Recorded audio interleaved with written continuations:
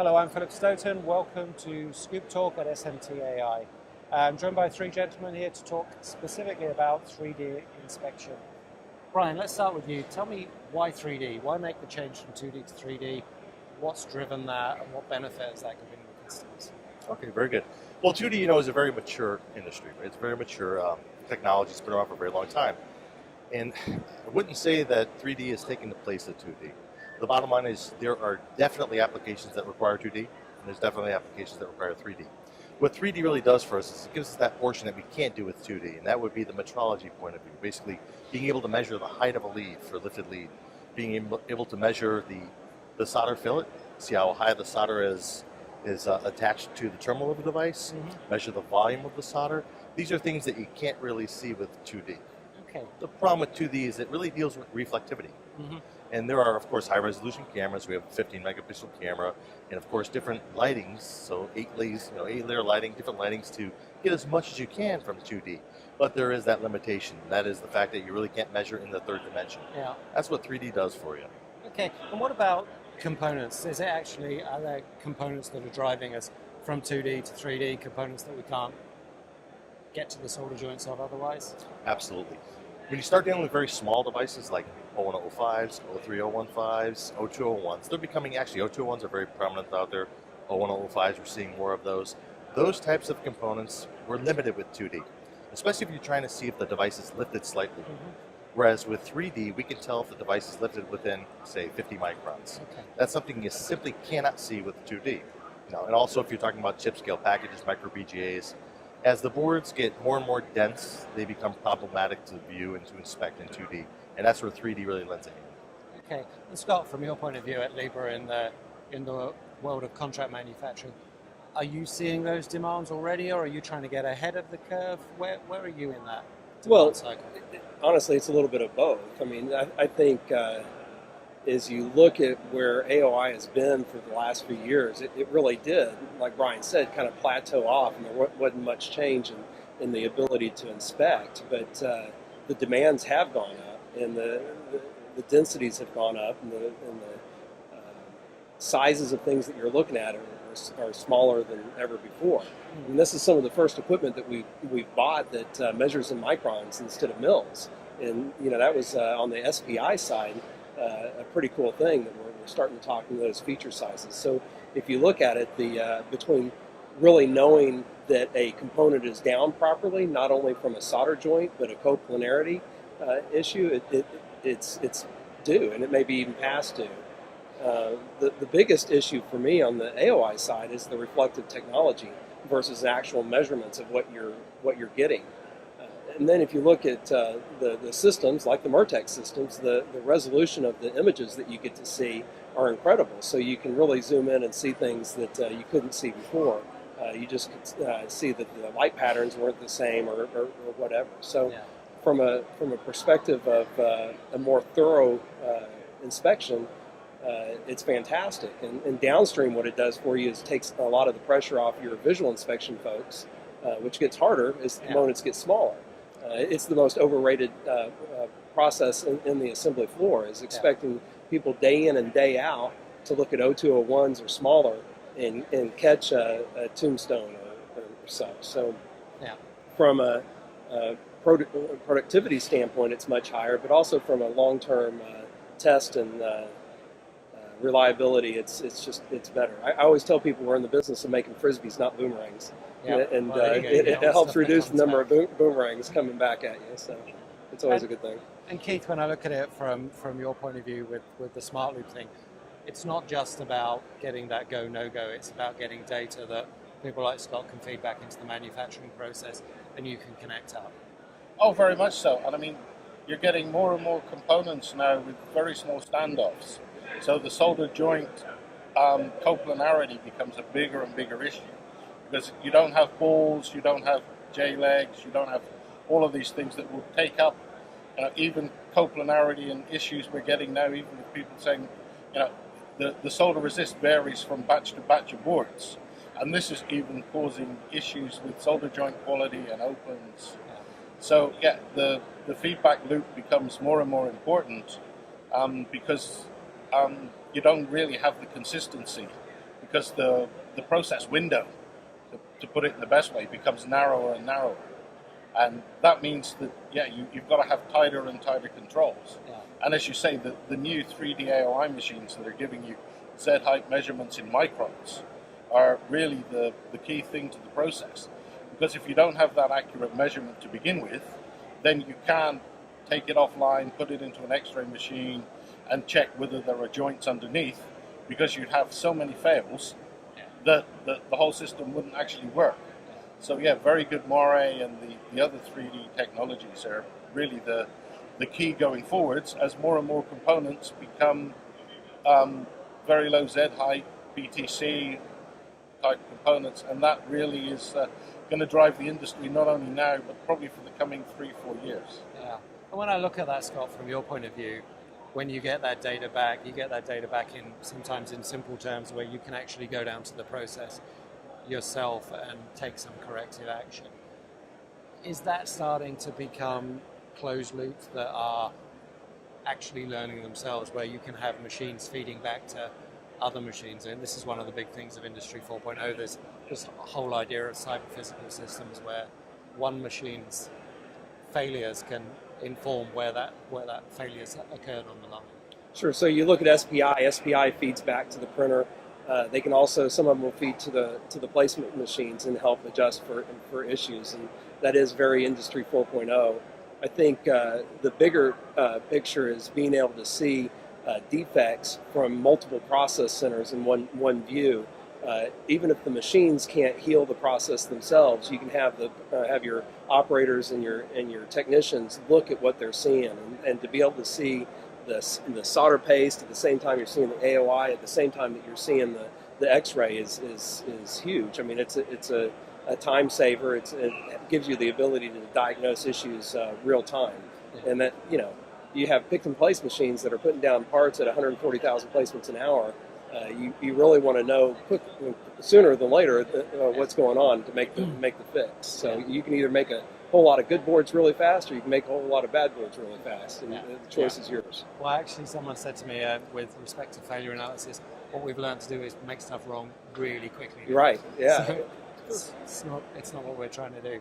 Brian, from your point of view, when you are in that line process, how do you collaborate with all the other system providers, the software providers, the other hardware, to be able to drive that data up and down the line? Well, Scott was alluding to before, when it comes to SPI machines, of course we have closed loop feedback with the screen printer. So if you have an offset to the solder deposition in X or Y, we can alert the screen printer and then make the adjustment. Of course you want to make the adjustment if you see a trend. It's basically trend analysis. And the same thing with volumes. If you have a clogged aperture and you see a trend, you might want to tell the screen printer basically to shorten the interval between wiping the stencil. The problem is when it comes down to AOI. And I hear, of course, Industry 4.0, and people are talking about the machines really taking and resolving failures. Unfortunately, I can't really see that happening. If you look at a couple of different things, one is, say for instance, you have a lifted lead. If you have a lifted lead, of course we're capturing that lifted lead. Now that lifted lead might be up by maybe an additional 100 microns.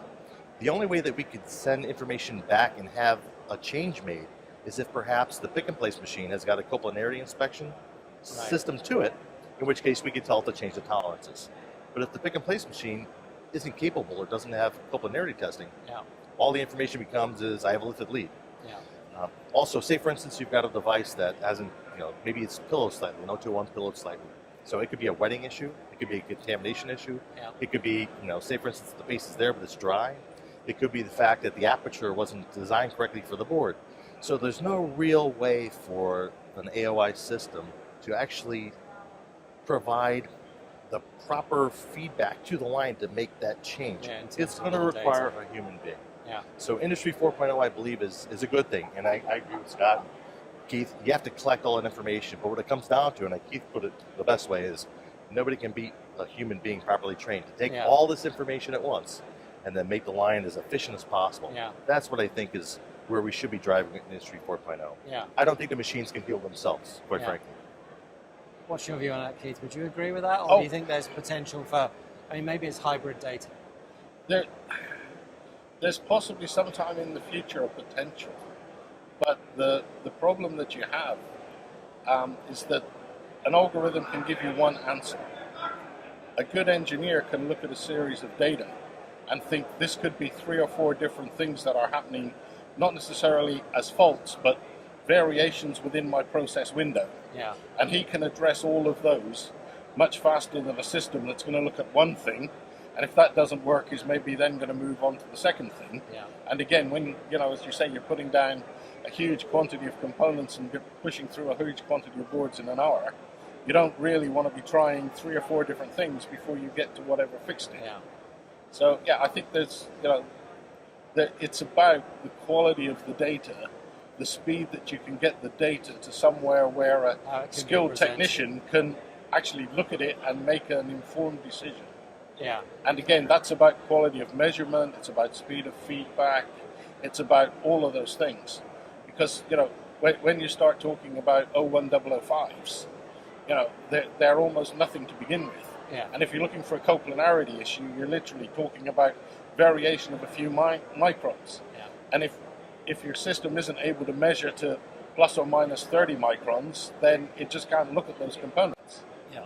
Scott, is that exactly the problem with all this data, that if you've got a data system that says, well, if it's done this, I can do this, if it hasn't seen it before, or if it hasn't considered all the hybrid problems that an engineer or a good process engineer would see, it just can't manage those problems. And all the solutions we're offered in the factory seem to be quite isolated.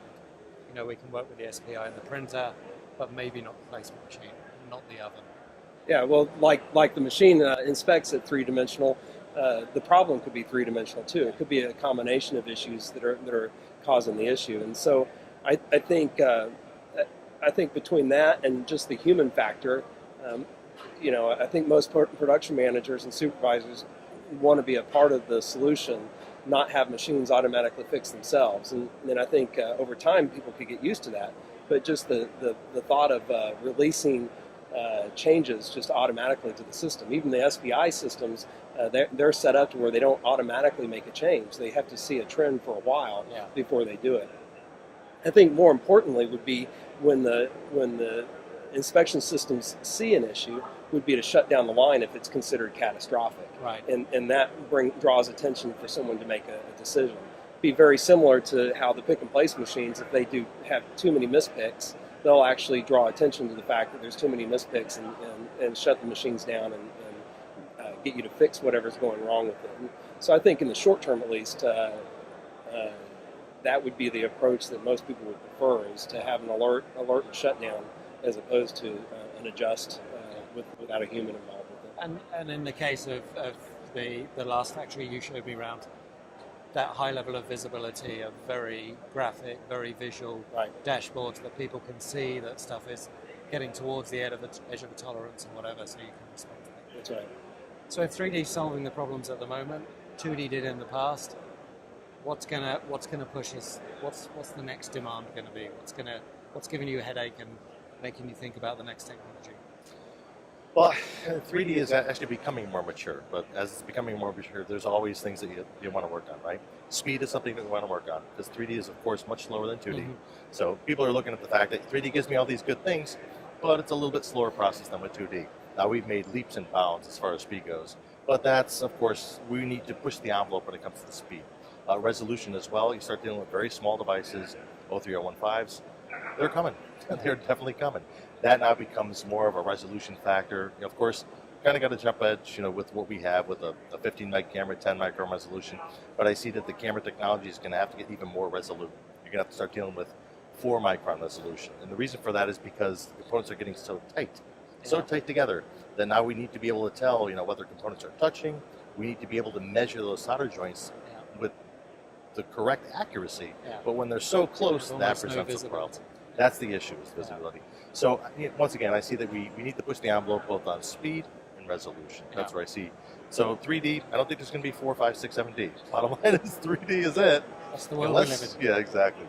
But that's where I see that we need to make some progress. And we are, of course, making progress on that as an industry. Okay. Keith? For me, I think accuracy of measurement and speed of process. Yeah. Because component density is going to go crazy over the next 2-3 years for sure. We're talking about 01005s with bottom terminated components being stacked in rows almost side by side to each other. That in itself is a challenge in terms of shadowing and all sorts of stuff, even though the components are that small. Yeah. And process lines are getting faster and faster, so I think they're going to be the two major challenges. Okay, Scott, I'm going to give the final word to you because you're the customer at the end of the day. Where do you see the technology creaking, and where do you see the demands? So I agree with both these gentlemen on what the issue is and speed. Probably speed in a little bit different way. So Libra Industries is a high mix, low volume provider. So I'm generally less concerned about my per board time. Our issue and challenge going forward is how fast can we get the job running and get it going. So programming time is of the utmost importance to us. We can't be doing heavy NRE like an automotive supplier could be and stuff like that. I think in terms of measurement, it becomes critical because of the feature sizes that we're constantly chasing. Doing more 0.3. I worry about coplanarity issues and stuff like that, being able to measure that. So dimensionally, it's important to us as well. But the big issue that in reviewing a lot of the systems is more around how long does it take to program, how quickly can I get out onto the shop floor and go. Yeah. So you have those two areas of accuracy and speed, but you throw on top of that agility, which is the key word in contract manufacturing, especially in the U.S. The U.S. Yeah, that's where we shine. It's becoming level everywhere, isn't it? So, thank you very much, gentlemen. Thanks for your time. Great Thank to talk to you. Great insight, and enjoy the rest of the show. Thank you.